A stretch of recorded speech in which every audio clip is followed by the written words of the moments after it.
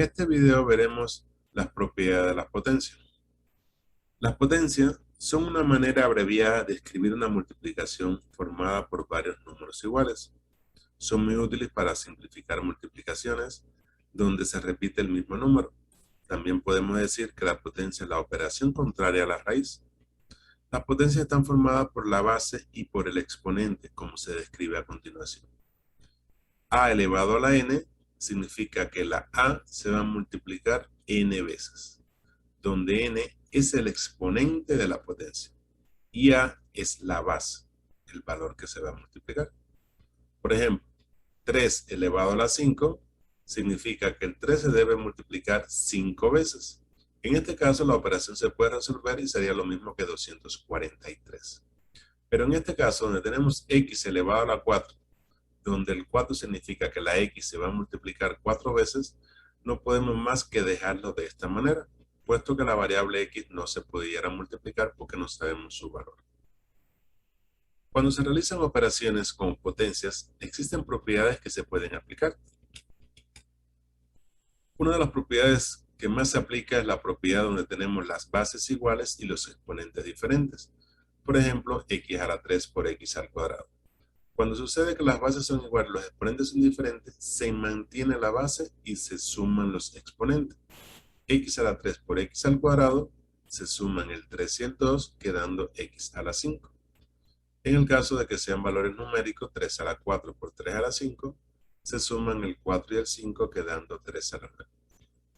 Si las bases son diferentes y los exponentes son iguales, se multiplican las bases y se mantiene el exponente. Por ejemplo, x cúbica por y cúbica, la x se multiplica por la y, se mantiene entre paréntesis indicando que esa multiplicación se eleva a la 3. Si los valores fueran numéricos, 3 a la 4 por 5 a la 4, se multiplica el 3 y el 5 y se mantiene el exponente 4 por ser iguales. En este caso, 3 por 5, 15 a la 4. En la división también tenemos propiedades a a la n entre a a la m, donde las bases son iguales y los exponentes son diferentes. Es importante indicar que se va a restar el numerador menos el denominador, en este caso n menos m. Por ejemplo, x al cuadrado sobre x a la menos 5 se resta 2 menos 5. Aplicando propiedades de los signos, nos quedaría x a la 7. División. Bases diferentes, exponentes iguales. Bases diferentes, exponentes iguales. ¿Qué dice la propiedad? Se dividen las bases y se mantiene el exponente. 8 a la 4 entre 2 a la 4. Se divide el 8 entre el 2 y se mantiene el exponente 4, quedando 4 elevado a la 4. Potencia de potencias. Se multiplican los exponentes. A la n por m.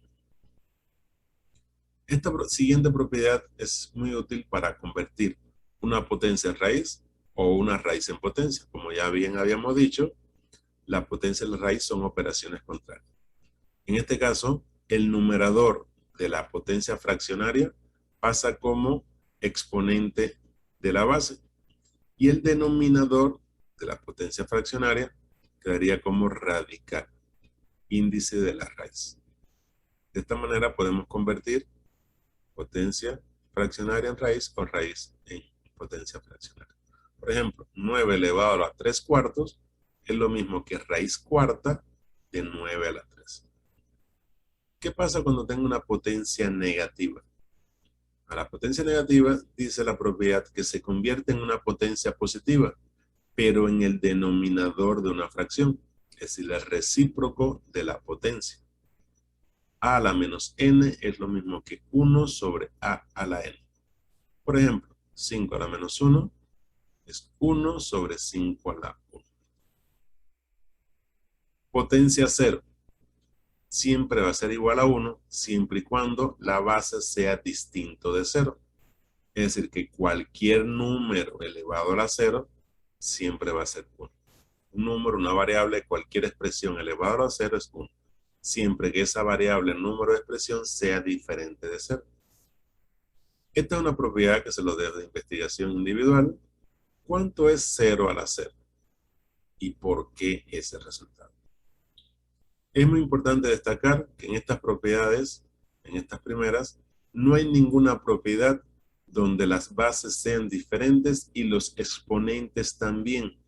Si sucediera eso, que las bases son diferentes y los exponentes también, no se aplicaría ninguna propiedad. Bueno, con esta tabla estaríamos concluyendo las propiedades de las potencias.